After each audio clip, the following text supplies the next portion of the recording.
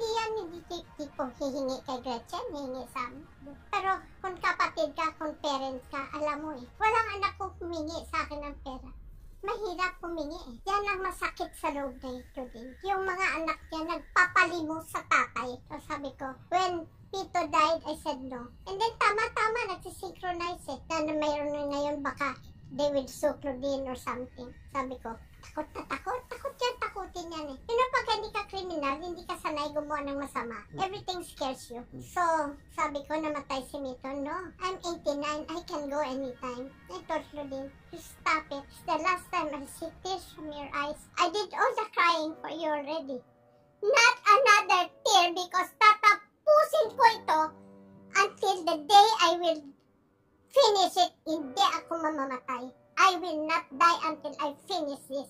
And he better watch out because I'm gonna get him. And then I can rest in peace because alam ni Claudine that if I am still here alive, it's because of her.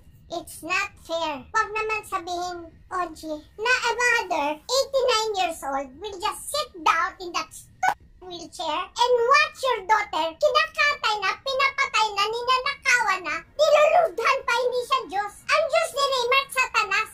Ang Diyos namin, Diyos sa taas. He's gonna get it, not from me. You just watch. Ang bait namin sa kanya. He has no right na kailangan lumuhod yung mga apo ko. Kaya namin buhanin mga apo ko. Pero ang kapal niya, I hate him.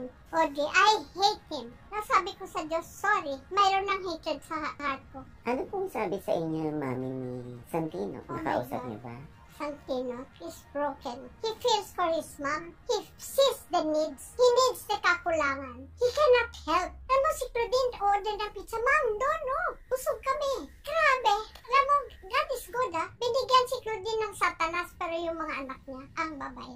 And I told Claudine, Mom, look ko kay Oji, kuya ko, mamaya, I know, Claudine, I'm not gonna die. God's not gonna get me. You better believe it. Mami, anong pakiusap mo kay Raymart? Kasabihan lang yun, but it's so cheap. Do not judge a book by its cover. Tinanggap ka namin. Buo-buo yung hindi mo natikman sa family mo yung love. Hindi mo nakita sa family na ordinary. On how it is to have the kind of family we have. Sinaktan mo na yung anak namin, Hindi ka panir mo yung anak ko sa harap ng masahista mo. Hindi mo alam nakita ng 4 years old na anak mo. They did not know what it was. But they know that their mother was struggling. Tapos, kinuha mo na lahat na properties na pinaghirapan niya para sa mga anak niya. Mga anak yun, which is supposed to be your job. Wala kang property at all. Ang yaman ng tatay mo, yung mother mo used to complain to me na sayang yung trabaho ng tatay nila para mabigyan sila ng They don't even look at it kasi it's easier to steal. You married my daughter because she was Claudine Barreto. You dropped her when she stopped being a Claudine Barreto because what you did to her, you stopped.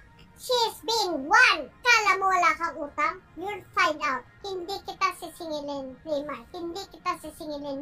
Never ka namin tinaboy ni Daddy. We treated you like still our own son-in-law. But you treated my daughter like a beast, like an animal. Na sa tutulang ikaw ang tunay na animal. May Diyos ka?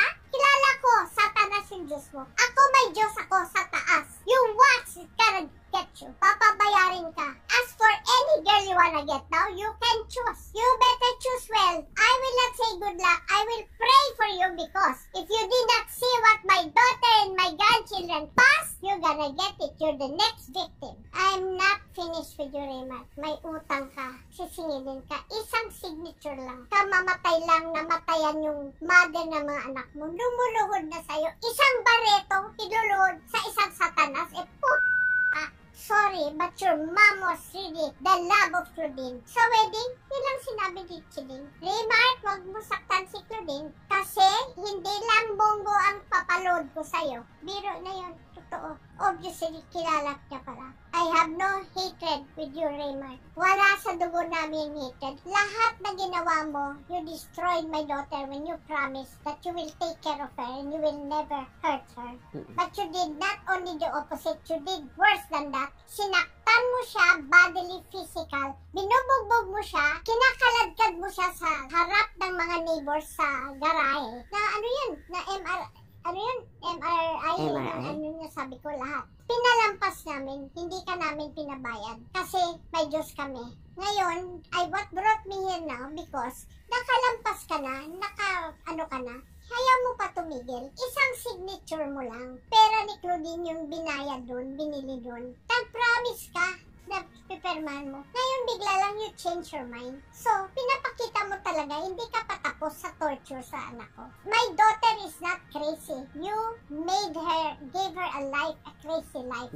That she's not anymore, parang hindi na makayanan. That's why I come here. Because binalikan ko ngayon lahat ang nangyari. Kasi na-realize ko na hindi mo talaga titigilan yung anak ko. Up to the end, tinutorture mo pa, pinapahiya mo pa yung mga anak mo. Because galit ka sa anak ko when dapat yung anak kong magalit sa'yo. That's all we were asking. So, ayaw mo? Okay. So, I'm here now with OG Diaz, telling him the story that is supposed to be kept to keep you parang hero. Ngayon hindi na. Ibubulgar ko na lahat. And then I told OG everything and he will tell the public everything. And they will be the judge.